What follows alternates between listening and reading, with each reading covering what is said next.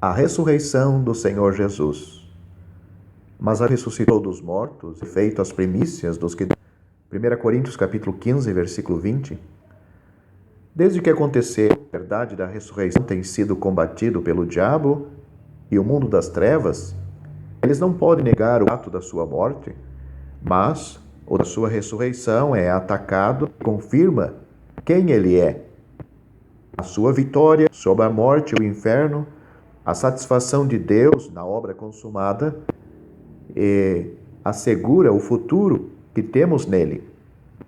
Em Mateus capítulo 28, lemos dos guardas, ele é o que me lembra que o roubado que ele ressuscitou fisicamente, ele apareceu em vapores. Vamos analisar agora alguns de sua ressurreição. Primeiro, a prova da ressurreição.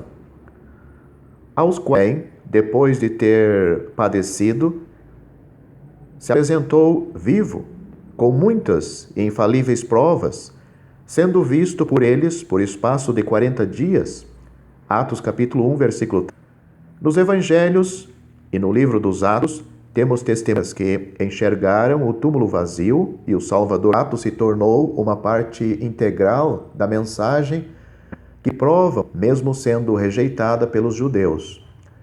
Foi o anúncio da sua ressurreição que causou o ódio dos tais e resultou na perseguição dos crentes.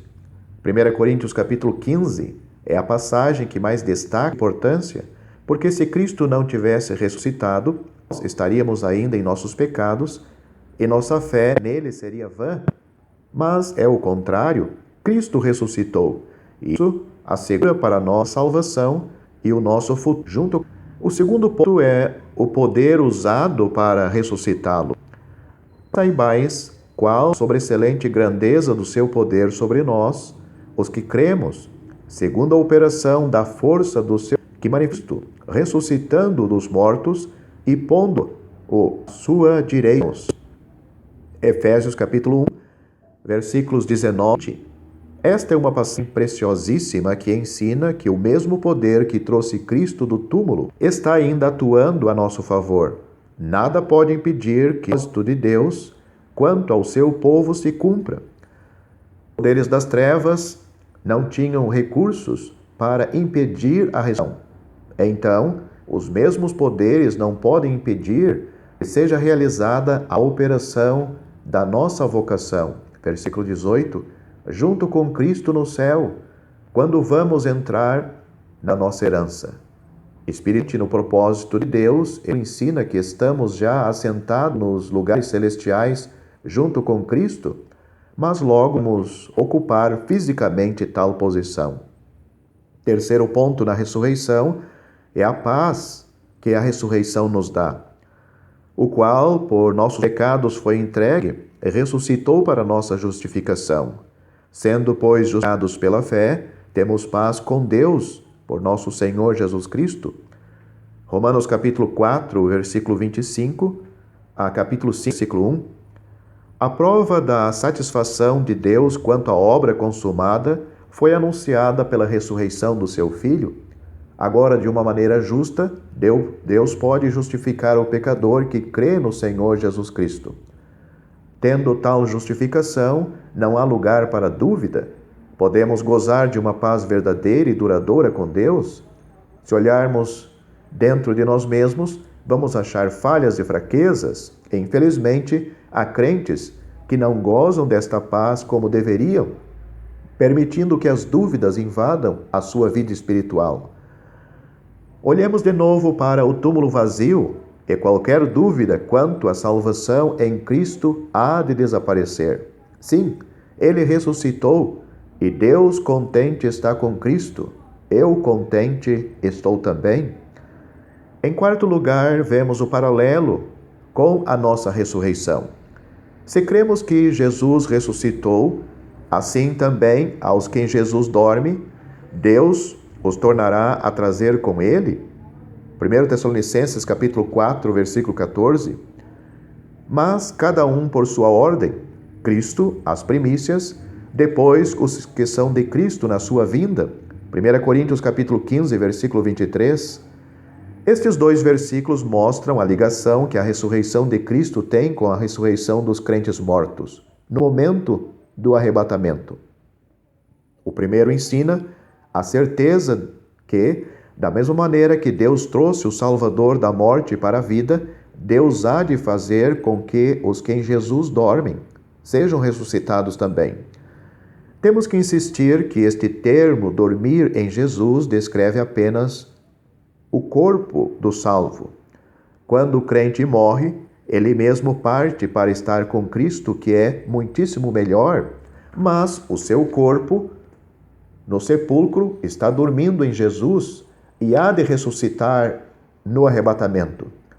O segundo versículo ensina a ordem do plano da ressurreição na festa das primícias, em Levítico capítulo 23, versículos 9 a 14.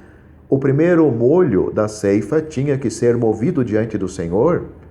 Isto aconteceu no dia depois do sábado da Páscoa, como um símbolo da ressurreição de Cristo. Ele verdadeiramente foi as primícias, mas, sendo assim, anunciava uma grande ceifa que seguiria.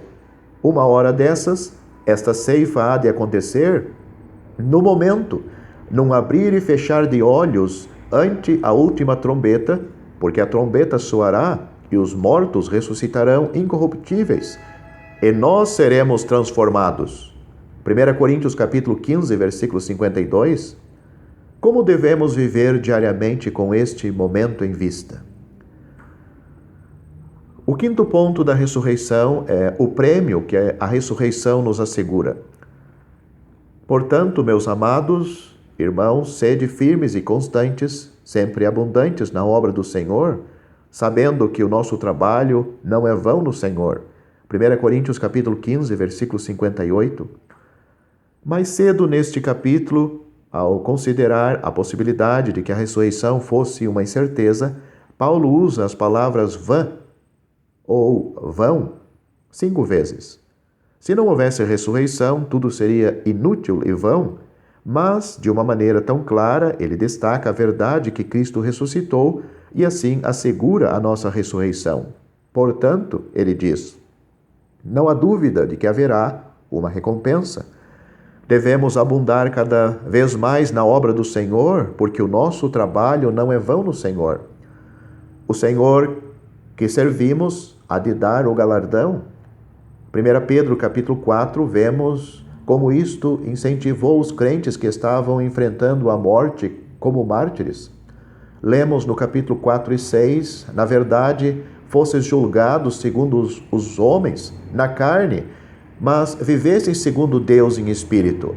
Os homens podiam matá-los, mas eles sabiam que isto não seria o fim, pois eles, enfim, viveriam para Deus e logo ganhariam dele a recompensa. Que Deus nos ajude a viver a nossa vida da mesma maneira, abrindo mão do presente e lançando mão dos valores eternos. O sexto ponto é o porvir do pecador. Mas Deus, não tendo em conta os tempos da ignorância, anuncia agora a todos os homens, em todo lugar, que se arrependam, porque tem determinado um dia em que com justiça há de julgar o mundo por meio do varão que destinou, e disto deu certeza a todos, ressuscitando-o dos mortos. Atos capítulo 7, versículos 30 e 31. A ressurreição de Cristo dá para o pecador uma certeza muito séria de que haverá um dia de juízo.